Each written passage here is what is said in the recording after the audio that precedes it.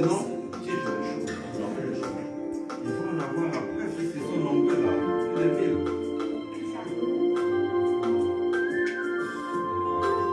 Comme j'avais envoyé Jean-Baptiste pour préparer le chemin, je t'envoie avec un message pour aplatir le chemin de la maison. Tu seras toi-même la voie qui amènera le matériau épouse. C'est ici la parole que l'Éternel adressa sur le pavé. Et la gloire de cette maison sera plus grande que celle de la première.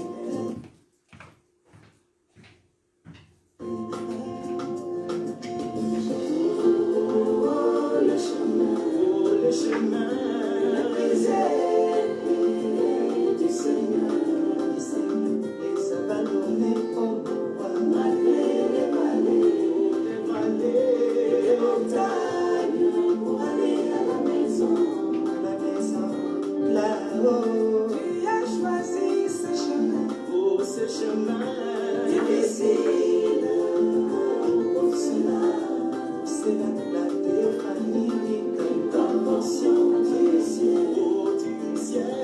T'attends là-bas, à la maison, dans la nuée, la grande victoire pour arriver à la maison.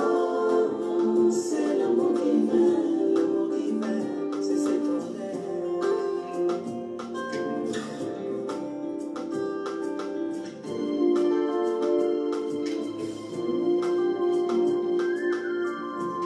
L'apparence de ce chemin était voilée, cachée dans les cerceaux.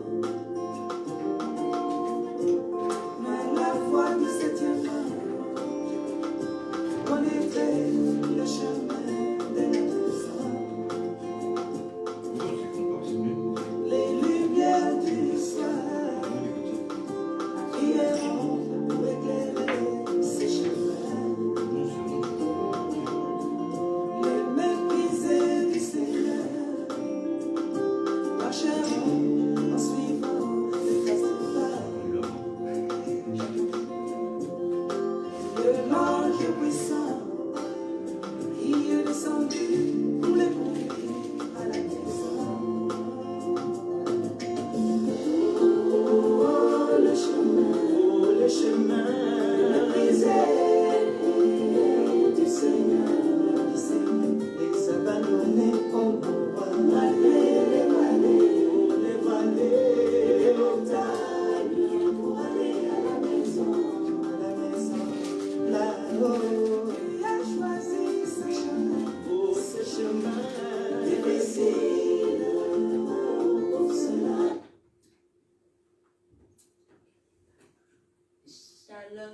Shalom à tous, un excellent dimanche dans la grâce de notre Seigneur. Donc voilà, aujourd'hui le sujet est la justice selon Dieu. Donc voilà, on va commencer déjà par la prière afin de prier pour que l'Esprit de Dieu puisse nous conduire selon sa vérité. Voilà, Amen. Prions le Seigneur. Seigneur Jésus-Christ, nous voilà de nouveau comme prévu selon le vœu que nous avons fait. Seigneur, si nous sommes là, c'est toi l'homme. Tous nous sommes des femmes. Mais Seigneur, ce que nous demandons, il y a un vase que tu vas utiliser aujourd'hui, Seigneur, pour faire entendre ton message à travers ton peuple. Seigneur, manifeste-toi. Ce que je demande, Seigneur, c'est loin du vase que tu vas utiliser. Toute fuite de pensée, toute carence de mon Seigneur, Seigneur, fais pleuvoir ton verbe dans sa bouche, puisque c'est toi celle qui doit enseigner l'Église. Tu n'as pas permis à la femme d'enseigner. Or, tous nous sommes femmes. C'est toi celle qui est l'homme. Actuellement, comme nous nous réunissons, c'est l'Esprit de Jésus-Christ. est là pour nous enseigner. Seigneur, manifeste-toi à travers les vases que tu vas utiliser. Puisque nous ne te servons pas dans la chair. Tu l'as dit, en vérité, l'heure vient où les vrais adorateurs adoreront le Père en esprit et en vérité. Or, Seigneur, en esprit, il n'y a ni homme, ni femme. Tu te sers du vase que tu veux. Tous, c'est nous qui formons qui faisons partie du corps mystique de Jésus-Christ. C'est toi seul la tête, c'est toi l'homme. Sois manifesté, ton esprit, c'est ce que nous demandons, qui nous enseigne. Seigneur, habite aussi, tant à l'auditoire visible qu'invisible, pour que nos oreilles soient ouvertes, pour que, Seigneur, nos consciences soient posées, pour qu'il n'y ait pas fuite de pensée aussi en nous, pour que nous puissions bien comprendre ta parole. Qui est vivant? Nous nous confions à toi, sous le nom puissant de Jésus. Amen. Donc, on va commencer. Alors, aujourd'hui, le sujet, comme je disais, c'est la justice selon Dieu. La justice de Dieu, en fait, n'est pas celle de l'homme. On est d'accord? Parce que la justice de Dieu et la justice des hommes devraient, en fait, être similaires. Mais à notre grand regret, ça ne l'est pas, en fait. Mais la justice des hommes n'est pas celle de Dieu, car leurs attitudes face au peuple, en fait, ne reflètent pas par la justice et l'amour de Dieu. Il les empêche, en fait, par cette justice, les hommes, de recevoir, en fait, le royaume, car eux-mêmes ne l'ont pas, d'accord? Au grand regret, malheureusement, elles sont deux. Il y a la justice de l'homme, mais l'homme jugera pas comme Dieu va juger, en fait. En fait, Dieu, sa justice est juste, mais l'homme ne peut pas juger comme Dieu juge, voilà. Donc, voici la parole aujourd'hui, le premier verset qu'on va partager, bien sûr, qui est au Matthieu, au chapitre 5, verset 20. Lisons. Car je vous le dis, si votre justice ne surpasse... C'est moi qui l'ai dit. C'est toi. C'est moi qui l'ai, excusez-nous, pardon. Si votre justice ne surpasse pas celle des scribes et des pharisiens, vous n'entrerez certainement pas dans le royaume des cieux. Alors, voilà ce que nous pouvons parler en ce jour sur ce sujet, sur cette exhortation. C'est donc ce que Dieu désire, c'est que tous les hommes, en fait, ils puissent en bénéficier de cette justice. Dans le verset de Matthieu cité, bien sûr, là, plus haut, Jésus nous donne une ordonnance pour pouvoir, en fait, rentrer dans son royaume. C'est la clé qui peut ouvrir la porte, en fait, à notre bonheur. Alors, si vous croyez et que vous suivez cette ordonnance, vous connaîtrez, en fait, le sentiment inégalable de joie, de paix et indépendant de toutes circonstances, en fait. On va parler des pharisiens. Alors, bien qu'avant, les pharisiens, ils avaient des divergences de point de vue sur certaines doctrines, en fait, qui se sont basées sur l'obéissance de la loi mosaïque et les traditions, bien sûr. L'attachement qu'ils ont, les pharisiens et les scribes, aux instructions, en fait, divines, ne trouvent malheureusement pas leurs origines dans l'amour qu'ils pourraient avoir pour Dieu, mais dans leur propre envie du paraître et être saints aux yeux des hommes, en fait. Voilà. Ils ont des entichements, en fait, dans leur connaissance religieuse. Ils ont des caractéristiques, en fait, d'aimer plutôt les choses mondaines et les places publiques, plutôt que de se montrer aux yeux du monde. Ils se montrent, en fait, aux yeux du monde, mais il y a une anomalie, en fait, c'est qu'ils méprisent les pauvres et ceux qui ne connaissent pas la loi juive, en fait. Ils profitent, comme ils ont une énorme connaissance dans la loi juive, eh bien, ils profitent de ça, de la méconnaissance, en fait, de cette loi par rapport au peuple. Même de connaître véritablement Dieu, car, en fait, ils mettent en avant les traditions plutôt que de rechercher la vraie spiritualité. Donc, voilà pour expliquer leurs agissements, en fait. Par conséquent, si nous désirons, en fait, entrer dans le royaume des cieux, il nous faut vivre dans la justice, en fait, dans la joie, dans la paix et être en relation avec le Saint-Esprit tous les jours de notre vie.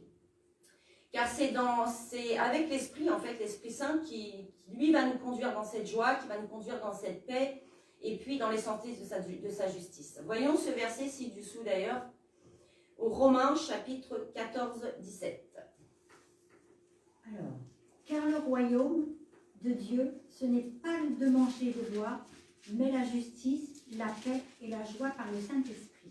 Donc, dans Romains chapitre 14, 17, je relis, le royaume des cieux, c'est entre autres la justice, la paix et la joie par le Saint-Esprit. Donc, vous voyez, on ne peut pas obtenir la justice de Dieu sans le Saint-Esprit. On ne peut pas. On ne peut pas obtenir ni la paix, ni la justice, ni la joie sans le Saint-Esprit.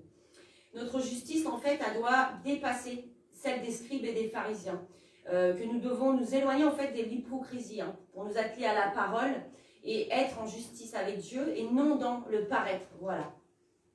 Nous savons que tous et toutes, hein, bien sûr, nous avons déjà vécu des choses, rencontré des gens partout, des hypocrites, même dans les églises, hein, malheureusement, dans les églises. Hein, c'est pas un jugement, c'est un constat, bien sûr.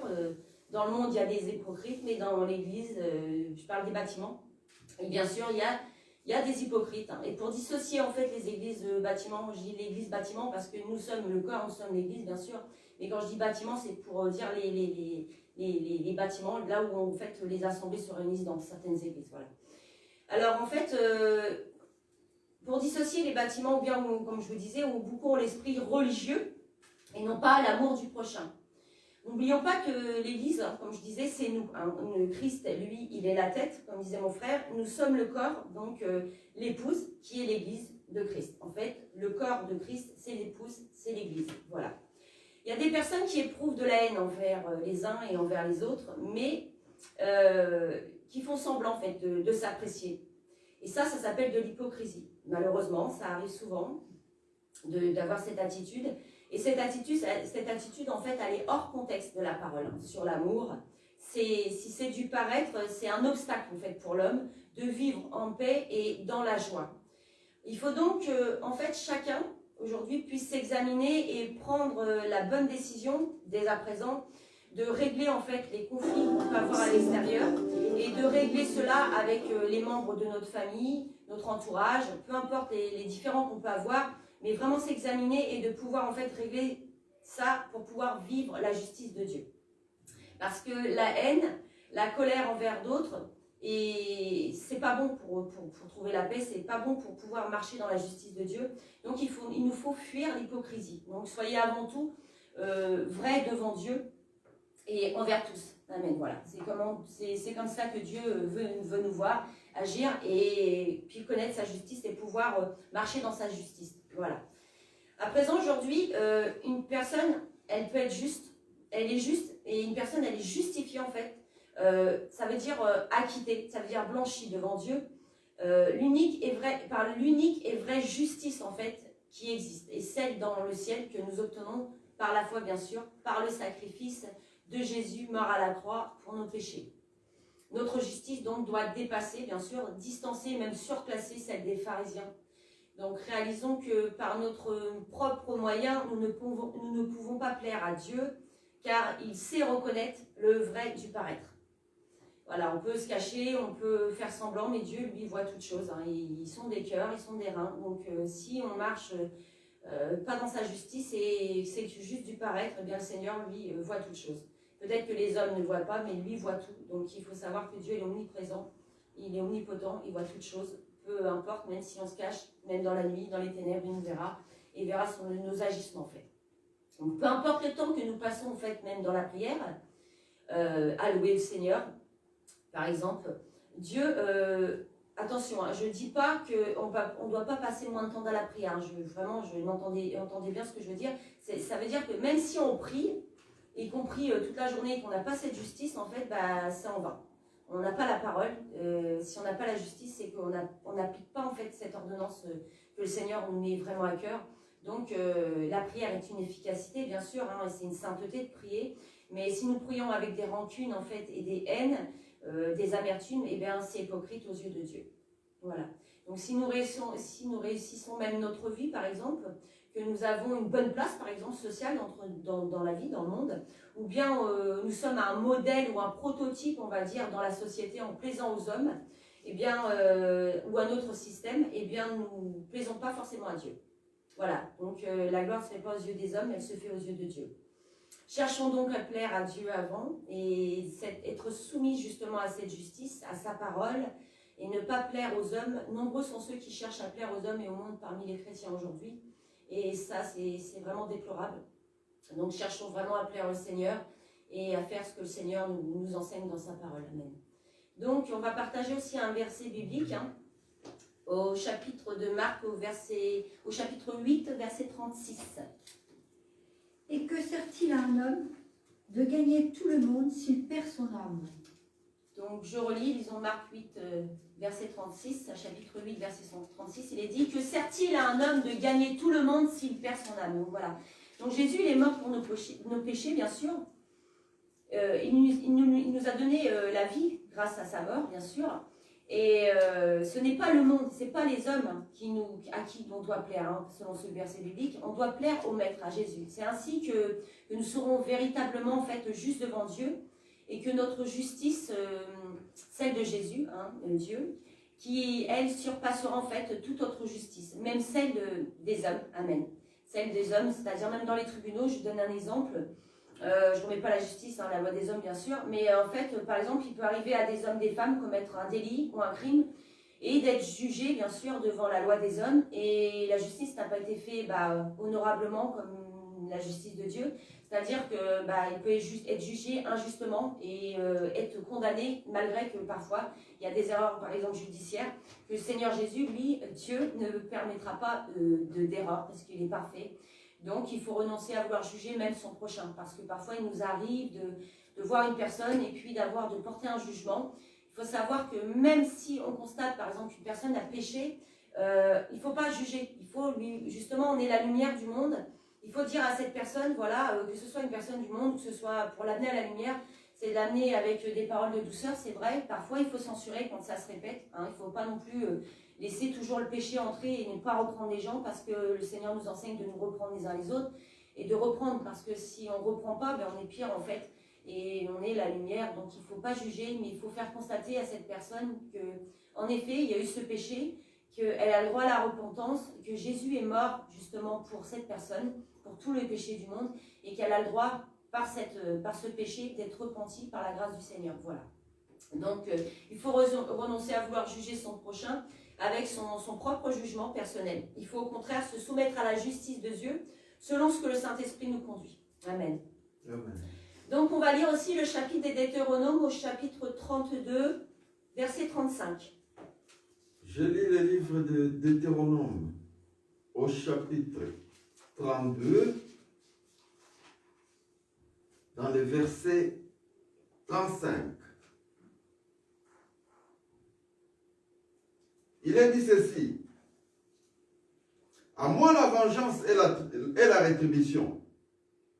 Quand leur pied chancellera, car le jour de leur malheur est proche, et ce qui les attend ne tardera pas. Donc voilà, dans les Deutéronomes, on lit bien: à moi la vengeance, à moi la rétribution, car leur pied chancellera, car le jour de leur malheur est proche, et ce qui les attend ne tardera pas. C'est-à-dire que à moi la vengeance, on va reprendre vraiment le verset 1, ou le premier verset, où il dit à moi la vengeance, à moi la rétribution. Donc ça veut dire que, c'est-à-dire qu'il ne faut pas à un homme qu'il juge en fait, mais qu'il soit devenu uniquement un instrument de la justice de Dieu, car laquelle elle dépasse l'humain en fait, cette justice. Donc c'est Dieu qui juge, c'est Dieu qui a le jugement et qui peut qui peut juger le salut de l'âme d'une personne par rapport à ce qu'elle fait. Donc voilà, s'il y a une repentance sincère dans l'humilité, bien sûr, la personne sera sauvée. Donc il faut vraiment encourager, que ce soit dans le monde, que ce soit parmi les païens, parmi les chrétiens, de reprendre et de faire comprendre qu'il y a des actes qui sont commis, mais sans être dans le jugement, mais en fait, leur faire constater de leur erreur, de leur péché, afin de les amener à la vérité et les amener avec douceur. Amen. Voilà. Et on peut lire aussi aux Romains, au chapitre 12, verset 19. Je lis le livre des Romains au chapitre 12, le verset 19. Il a dit ceci: ne vous vengez point vous-même, bien-aimés, mais laissez agir la colère, car il est écrit: à moi la vengeance, à moi la rétribution, dit le Seigneur. Voilà. Donc, amen. Donc, vous voyez, ne vous vengez point vous-même, bien-aimés, mais laissez agir la colère, car il est écrit: à moi la vengeance et à moi la rétribution, dit le Seigneur. Vous voyez, dans le verset des Romains, il revient, comme dans les Deutéronomes: à moi la rétribution. Donc c'est lui qui a la vengeance, c'est lui qui est le seul maître et qui peut juger les gens, voilà, hein, les hommes. La propre justice de l'homme est le fondement en fait premier de toutes les bêtises humaines, hein, parfois. Hein, pour les Juifs, cette bêtise a fait en sorte qu'ils ont eux-mêmes crucifié le Seigneur. Donc c'est pas sans importance, bien sûr. Comprenons bien que si nous sommes dominés par notre propre propre justice, hein, cela nous écarte aussi de Jésus. Et ça nous écarte, en fait, nos vies, elles ne sont pas dans la justice de Dieu, donc on ne vit pas dans nos vies avec la justice de Dieu. Donc de manière consciente, mais bien subtilement par les ruses de Satan, hein, qui nous faut obéir d'abord à nos impressions personnelles. Et nos impressions personnelles ne sont pas la justice de Dieu, bien sûr. Donc ensuite, nous trouverons une façon habile de justifier la spiritualité de nos actes, hein, comme il est dit dans Jérémie au chapitre 17, au verset 9 et 10. Alors, où il est dit: le cœur est tortueux par-dessus tout, et il est méchant. Qui peut le connaître? Moi, l'Éternel, j'éprouve le cœur, je sonde les reins. Amen. Alors je relis. Alors le cœur est tortueux par-dessus tout, il est méchant. Qui peut le connaître? Moi, l'Éternel, j'éprouve le cœur, je sonde les reins pour rendre à chacun selon ses voies, selon les fruits et ses œuvres. Voilà. De ses œuvres, pardon, excusez-moi. Donc, en fait, les Juifs du temps de Jésus, hein, ils connaissaient mieux que quiconque la parole de Dieu. Pourtant, les lois, en fait, parce que la parole, voilà, à l'Ancien Testament, en fait, ils connaissaient selon les lois juives, hein, et puis du coup, pourtant cela ne les a pas empêchés de tomber dans les pièges de leur propre justice, hein, cette justice adamique, hein, qui provient de la séduction du serpent, car il faut le dire que cette justice, elle vient du malin, tout simplement. Donc en conclusion, la connaissance biblique, elle peut régler tous les problèmes des chrétiens, mais encore faut-il qu'ils mesurent bien et qui s'évaluent eux-mêmes afin de ne pas tomber dans une fausse justice. Voilà. Je vais lire un verset au Romains chapitre 1, verset 4, où il est dit: frères, le vœu de mon cœur et ma prière à Dieu pour eux, c'est qu'ils soient sauvés. Je leur rends le témoignage qu'ils ont du zèle pour Dieu, mais sans intelligence, ne connaissant pas la justice de Dieu et cherchant à établir leur propre justice, ils ne se sont pas soumis à la justice de Dieu, car Christ est la fin de la loi pour justification de tous ceux qui croient. Voilà. Je vais laisser la parole à mon frère Denis qui va aussi ajouter sa conclusion. Amen. Oui, amen. Et c'est juste, il n'y a pas des personnes qui prêchent, mais c'est le même esprit qui prêche. Mais il y a une seule personne dont Dieu s'est servi, un seul vase. Actuellement, ce que j'ai juste à ajouter, c'est sur notre sujet, la justice de Dieu. La question qui se pose maintenant, là où tu es, demande-toi un peu, est-ce que la justice de Dieu est-elle manifestée en toi? Puisqu'il est dit ceci: il n'y a plus de condamnation pour ceux qui sont en Jésus. Si cette expression a été déclarée par l'Esprit, il n'y a plus de condamnation pour ceux qui sont en Christ. Cela veut dire, ceux qui sont en Jésus, ils sont déjà la justice de Dieu. Ce sont des gens qui ont déjà vécu la justice de Dieu. Pourquoi? C'est parce que la vraie justice de Dieu, c'est celle qui s'est fait montrer à la croix, à Golgotha. À cause de nos péchés, la colère de Dieu était descendue en Christ. Pourquoi? C'est parce que tous, nous avons été attirés en Christ. Et puis la colère de Dieu était descendue en Christ. Et puis nous sommes morts avec lui, nous sommes ressuscités avec lui. Alors la justice de Dieu, elle habite en nous par le Saint-Esprit. C'est ce que je demande. Est-ce que la justice de Dieu habite-t-elle en toi? Tu l'as reçu pour recevoir cette justice-là, pour que Christ habite en toi, pour que le Saint-Esprit habite en toi. C'est comme cela est dit dans le livre des Actes des 37. Quiconque, répentez-vous et que chacun de vous soit baptisé au nom du Seigneur Jésus-Christ pour le pardon de vos péchés. Vous aurez alors le don du Saint-Esprit. Voilà la justice de Dieu. Comment vous pouvez la voir? C'est en croyant en Jésus-Christ. C'est en vous repentant, en croyant aussi en Jésus-Christ. Bien-aimés dans le Seigneur, c'est la question qui se pose maintenant. Pourquoi? C'est parce qu'on ne peut plus, quand on est déjà en Christ, la justice de Dieu habite déjà en toi. C'est lui qui est déjà, on ne juge jamais deux fois. Donc pour nous, la colère de Dieu, par sa colère, nous sommes morts en Christ. On est ressuscités. Or, comme on est ressuscités, la vie que nous vivons maintenant, nous la vivons en Christ. Donc, c'est ce qui t'est demandé maintenant. Reçois la justice de Dieu en toi, bien-aimé. Répands-toi. Sois baptisé au nom du Seigneur Jésus-Christ pour le pardon de tes péchés. tu auras toi aussi le don du Saint-Esprit. Et c'est cette justice-là, si tu as cette justice en toi, c'est ça notre salut. Je remets la parole à notre sœur qui continue à conclure. Merci mon frère. Donc voilà, pour conclusion, en fait, c'est ce que dit, je rejoins mon frère, parce que bien sûr, on est tous dans l'unité de l'esprit. Quand on parle, bien sûr, c'est une seule personne qui parle, c'est Jésus, c'est jamais nous, c'est toujours Jésus qui nous conduit. Donc moi, je vous encourage vraiment à marcher dans la justice. Parfois, on peut commettre des erreurs, bien sûr, on n'est pas parfait. Dieu a donné son Fils Jésus sacrifié sur cette croix afin que nous puissions être pardonnés pour le rachat de nos âmes.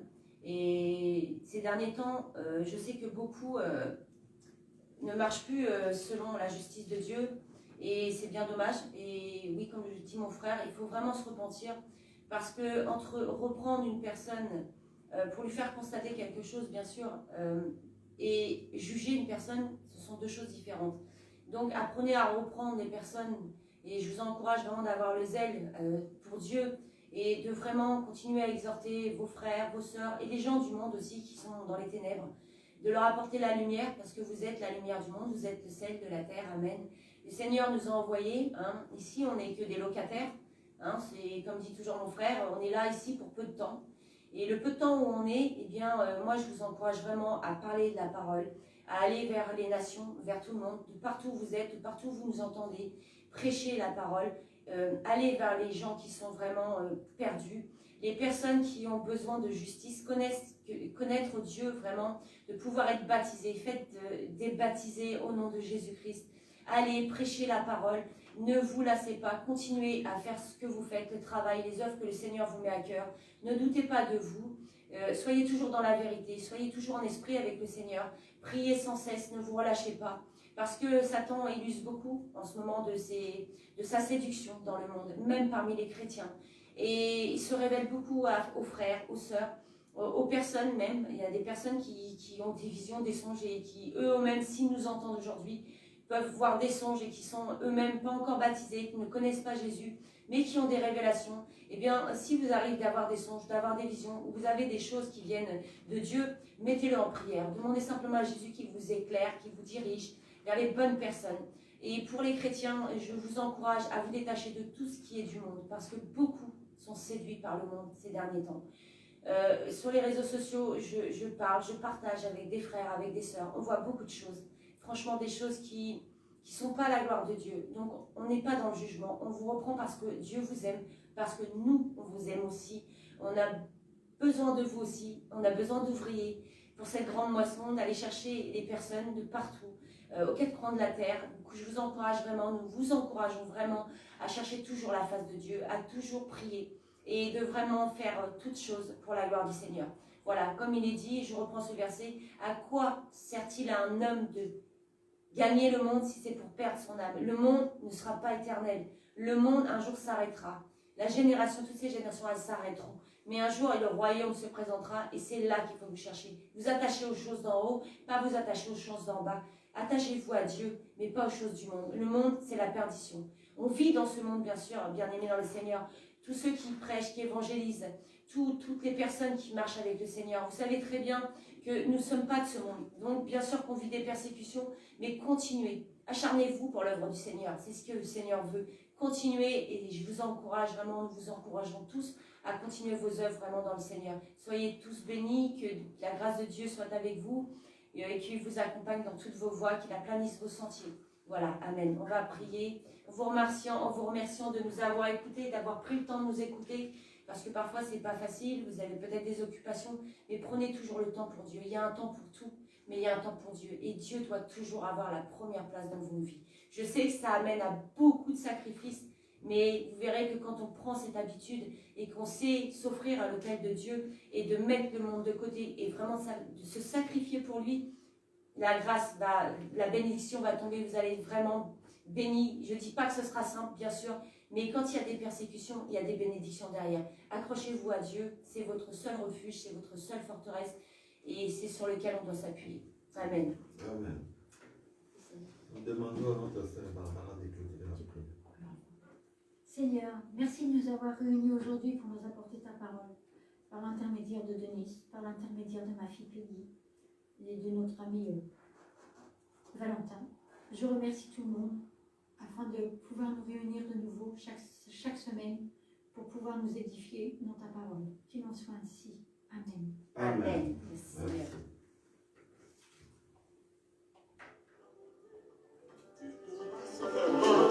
C'est du l'amour maintenant en Jésus seul.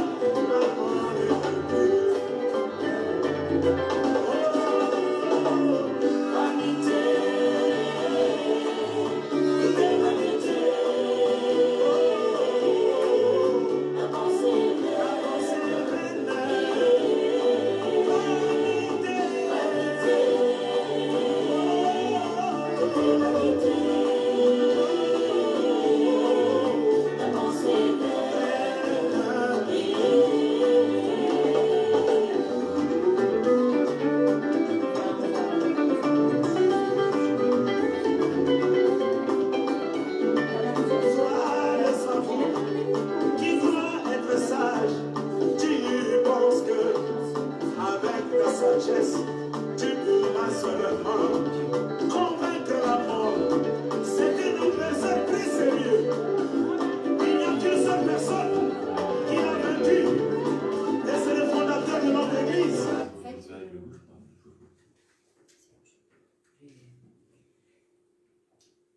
Donc on vous souhaite un excellent dimanche et on vous dit une bonne semaine aussi, qui va en perspective, qui va arriver. Et puis soyez tous bénis. Shalom à vous, à très vite et merci de nous avoir suivis. Et pour ceux et celles qui ne nous ont pas encore regardés, eh bien soyez bénis dans le nom puissant de Jésus. Amen. Amen. Merci.